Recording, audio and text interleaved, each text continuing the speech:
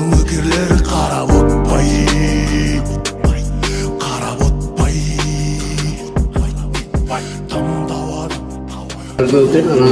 Памперс, гигиенический темалар, самон, киш самон, рак самон, рак самон. Тамақ жетіштіңдер. Тамақ жетіштіңдер. Құдайға шүкір, самаға шүкір, мына 3-4 күннен бері өте кең болып қалды. Май, макарон бар кеп қалды. Ана сос объекттерден 3 емені біліп қоямыз, 2 мектеп. Önce керек екен, кирни жуғында самон, жуғын емелер керек екен, дасынан. 200 мың ақша алып келдік. Ошол 200 мыңды анда біз адамдар қолдарынан келген көмектерін беришти. Баарын жасап атат. Мен ошол баягы биздин депутаттар Кожокулова, Масалиев, Ислах Масалиев, Токтошев деген жигит бар. Билесиздер. Алишер Эрбаев деген. Биз ошо бешөөбүз 40 мыңдан берип жиберишти. Мен аны бул жигиттерге берип, оштон ошол бөөктөргө жалайып, берсе болот.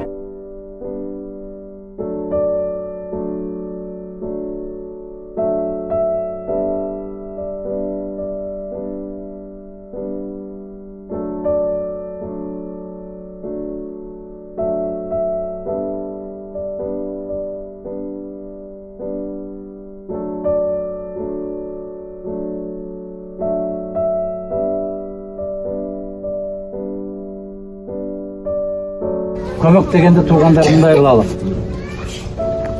Аллах ар бир инсанга өзүнө бермейинче көмөк менен эч нерсе чечилбейт. Аллах ар бир инсанды өзүнө берсин. Жараткан өзүнөн башка эч кимге муктаж кылбасын деп тилейбиз го. Муктаждык жаман.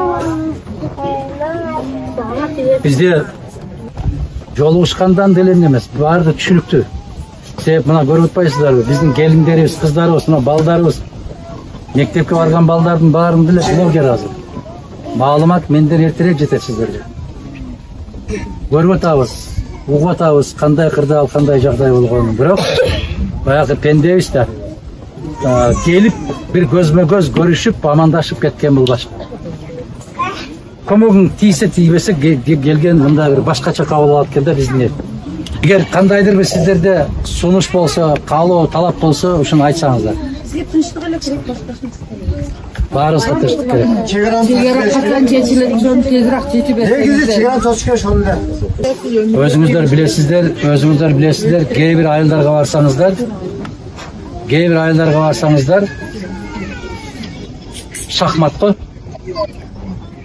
Жолдун бул бетиндеги бири Кыргызстандыкы, жолдун бул бетиндеги тажиктер кантип бөлөт. А эгерде сен кыргыз бул жака көчүп өт десең, дат дейт. Мен атамдын үйү дейт. Тажикти бул жака өт десең, дат дейт. Кандай болуш керек? Сиздер азыр карындаштарым айтып атасыздар го, ушундай кылып чечиш керек да деп. Силер кийип атканда деле абысындар менен көп нерсени чечише албайсыңар. Туура. Азыр энди чечилбесе үйгө барып жасаш кыйын болду да. Кыйын.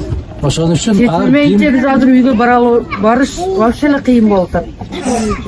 Ар ким Үйлөрүбүз күйүп, өзүнүн багытындагы иштерди жасайт.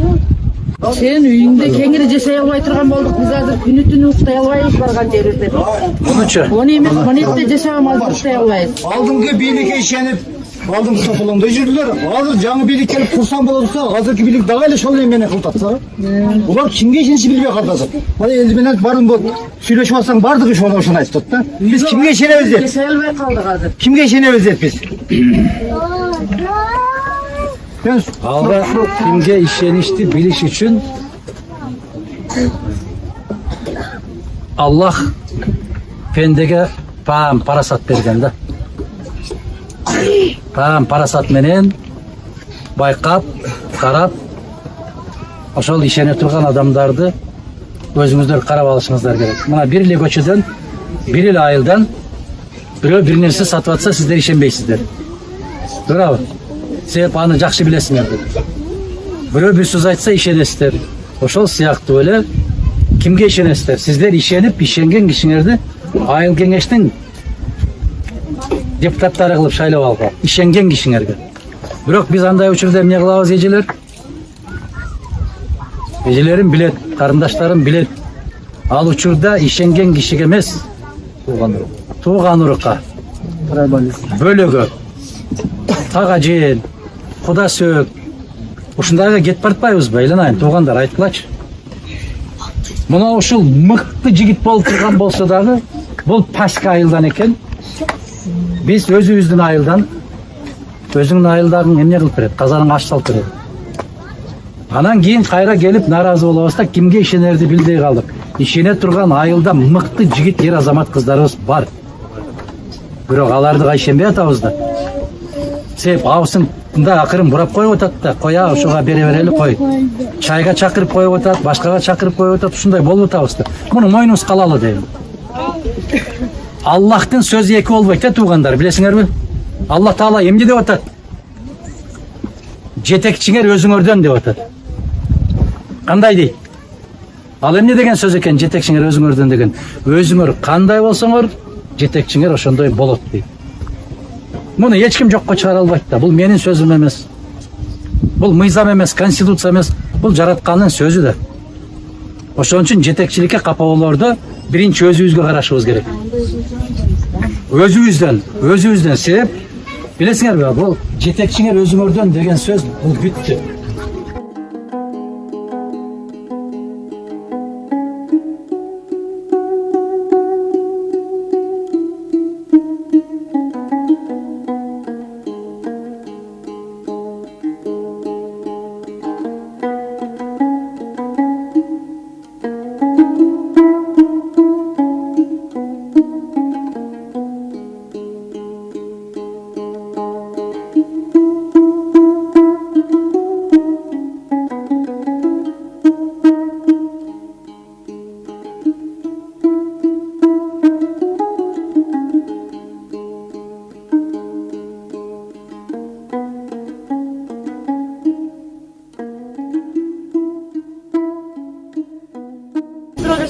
Демек, күйөөң Москвада деп союз кыскартып иштеген. Ошол үчүн 6 балабыз бар.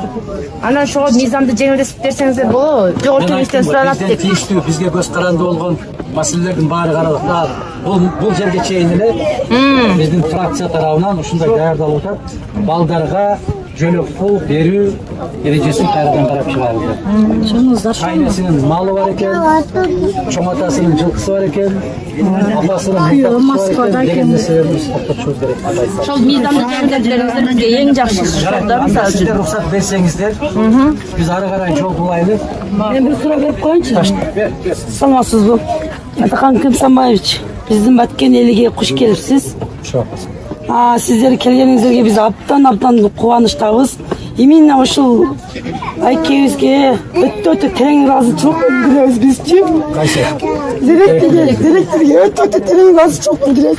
Эмне дегенде төшүндө ачып биз эме кылып кубанып атып отурду, бизди багып отурду. Учукуга чейин терең ыраазычылык ушул кишиге. Эч ким депутаттар мынча баккан эмес, бизди кубанып куткан эмес. Эч ким баккан эмес ушинтип.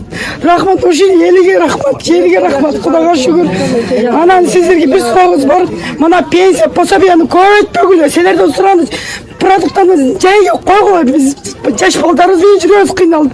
Элебиз өлүп кала берсин. Бизге пенсия пособияны көбөйтпөгүлө. Продукты майсайда азайткыла. Арзан болсун бизге, арзанчылык келсин бизге.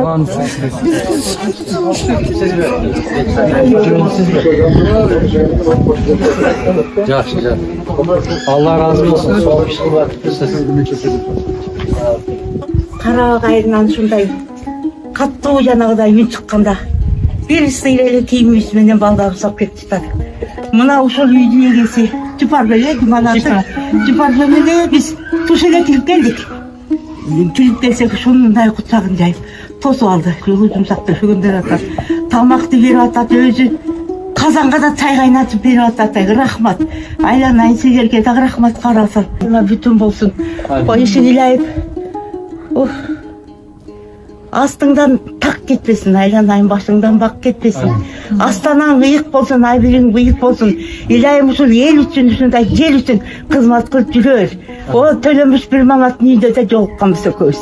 Мен ошондо да айткан калуу сөзүмдү. Аябай жакшысың, жакшы иштеп атасың. Мен дайыма сени кайсы кезде да мактап жүрөм, айланайын. Негизгиси Кыргызстаныбыз тынч болсун. Эл аман болсун, эсен болсун. Мындан ары мындай апат, согуш эч кандай болбосун.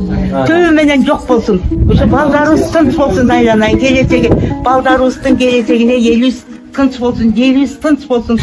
Биздин Кыргызстаныбыз өссүн, өссүн. Эл аман болсун. Эл арасында биз аман бололу.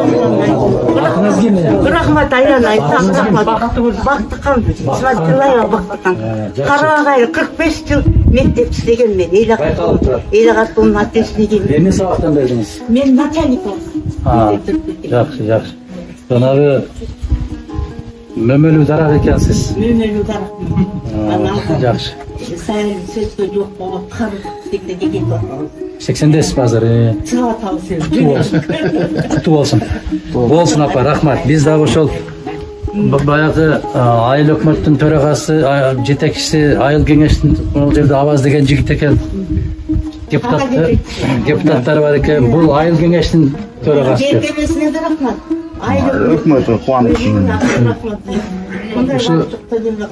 Бир-эки кичине үйдү көрөлү дедик. Биз таштай турганыбызды таштайбыз. Мына ушул кишилерде тизмелер бар, өздөрү жеткирип берет. Анан могул жерде дагы бир жигит айтып атат. Карабак деп, сиздин айылыңыз экен ошол Карабак. Биз таштайбыз. Сиздин кыз келиндериңиз, баары ушунда. Сиздин кыз келиндериңиз бизге жазып берди. Самын керек, шампунь керек, жалайык керек балдарга деп.